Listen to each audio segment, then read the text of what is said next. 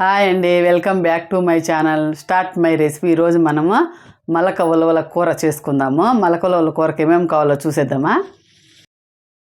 మలక ఉలవల కూరకు చూడండి మసాలాలు. మలక ఉలవలు, పల్లీలు, ఎండు కొబ్బరి, టమాటో, బీన్స్, ధనియాలు, గసాలు, చెక్క, లవంగము, ఎండుమిరపకాయలు, ఉల్లిపాయ, క్యారెట్ అన్నీ ఉన్నాయి.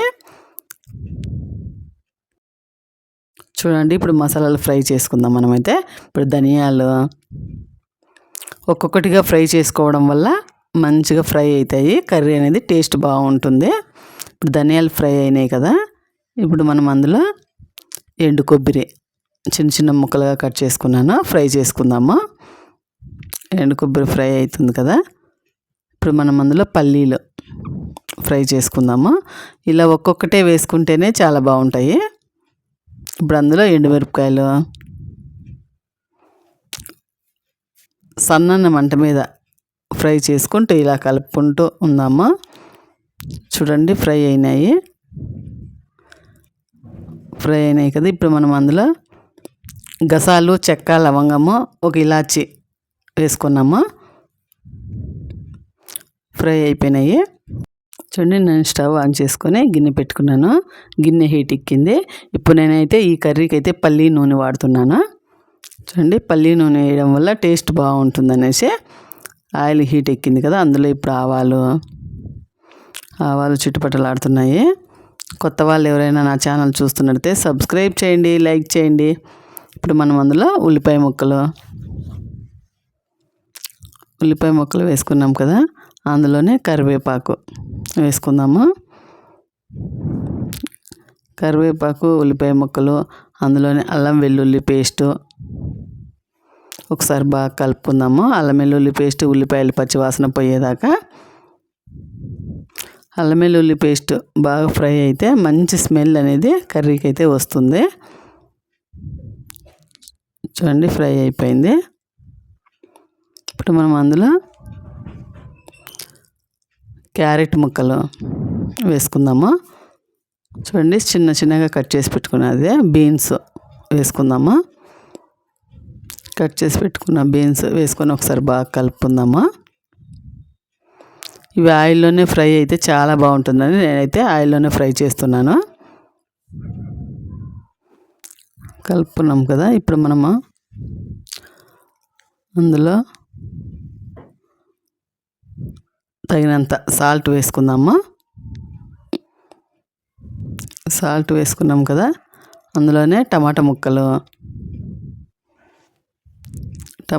వేసుకున్నాక ఒకసారి బాగా కలుపుకుందాము.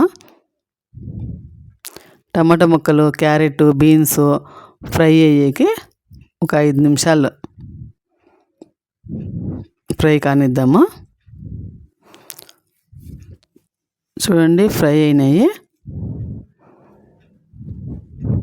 ఇప్పుడు మనం అందులో చిటికెడు పసుపు వేసుకుందాము. పసుపు వేసుకున్నాం కదా, ఇప్పుడు బాగా కలుపుకుందాము. చూడండి బాగా కలుపుకున్నాం కదా, ఇప్పుడైతే మనం మూత పెట్టుకొని ఒక 2 నిమిషాలు. చూడండి మొలక ఉలవలు నేనైతే ఒక 6-7 గంటలు నానబెట్టుకొని బట్టలో కట్టి పెట్టినాను. బాగా ఇది తెల్లారేసరికి ఇలా మొలకలు వచ్చాయి. ఇప్పుడు మనం వేసుకున్న క్యారెట్, బీన్స్ ముక్కలన్నీ ఒకసారి కలుపుకున్నాం కదా, ఇప్పుడు మనం మొలకొచ్చిన ఉలవలను వేసేద్దాం అందులో. ఇప్పుడు ఒకసారి బాగా కలుపుకుందాము. ఈ ఉలవలకు ఉప్పు కారం పట్టేలాగా కలిపేసుకుందాము. చూడండి ఆయిల్లో ఈ ఉలవలు ఫ్రై కావడం వల్ల చాలా బాగుంటుంది. మనం వేసుకున్న వెజిటబుల్స్, మొలక ఉలవలు బాగా ఫ్రై చేసుకుందాము. ఒక 2 నిమిషాలు మూత పెట్టుకొని ఉడికించుకుందాము. చూడండి బాగా టమాటా, క్యారెట్లో, బీన్స్లో వచ్చిన నీరు ఈ ఉలవలు బాగా ఫ్రై అయినాయి కదా. ఇప్పుడు మనం అందులో మసాలా మనం మిక్సీకి పెట్టుకున్నాం కదా ఫ్రై చేసుకొని, మసాలాలు అయితే ఒక 2 టీ స్పూన్లు అంతా వేసుకుందాము. మిగిలింది మనం గిన్నెలో పెట్టుకొని అలానే ఫ్రిడ్జ్లో పెట్టుకుంటే మళ్ళీ ఎప్పుడైనా కర్రీ చేసుకున్నప్పుడు వేసుకోవచ్చు. చాలా బాగుంటుంది. మనమైతే నీళ్ళు అనేది వేయలేదు కదా. చూడండి ఒకసారి కలుపుకుందాము. మసాలాలన్నీ ఉలవలకు, బీన్స్కు, క్యారెట్కు పట్టేలాగా. చూడండి చాలా బాగా ఫ్రై అయింది. ఇప్పుడు అందులో తగినన్ని నీళ్ళు వేసుకుందాము. నీళ్ళు వేసుకున్నాం కదా, ఇప్పుడు బాగా కలుపుకుందాము. ఈ మసాలాలన్నీ ఉడికేంత వరకు ఎన్ని అవసరమో అన్ని నీళ్ళు అయితే వేసుకోండి. తక్కువ వేసుకుంటే గట్టిగా అవుతుంది, మరి ఎక్కువ వేసుకుంటే బాగుండదు. మూత పెట్టుకొని ఉడికించుకుందాము. చూడండి ఉడికింది కర్రీ అయితే. చూడండి ఎంత బాగా మెత్తగా ఉడికిపోయినాయో. ఉలవలోకి మరీ ఎక్కువ ఉడికిపోతే క్యారెట్, బీన్స్ కన్నా చాలా మెత్తగా ఉడికిపోతాయి గుజ్జులాగా. అలా కాకుండా చూసుకోండి ఉడికేటప్పుడు. ఇప్పుడు మనం లాస్ట్లో కొత్తిమీర వేసేసుకుందాము. చాలా స్మెల్ వస్తుంది ఇంట్లో చేసుకున్న మసాలాలు వేసుకోవడం వల్ల. స్టవ్ ఆఫ్ వేసుకుందాము. చూడండి కర్రీ అయితే రెడీ అయిపోయింది. మలక, ఉలవలు, క్యారెట్, బీన్స్ చేయడం వల్ల చాలా బాగా వచ్చింది కర్రీ అయితే. చపాతీ లేకైనా పరోటా లేకైనా చాలా బాగుంటుంది. అలాగే ఈ ఉలవల కర్రీ మీకు నచ్చినట్లయితే సబ్స్క్రైబ్ చేయండి, లైక్ చేయండి, కామెంట్ అయితే పెట్టండి ఎలా వచ్చిందనేసి.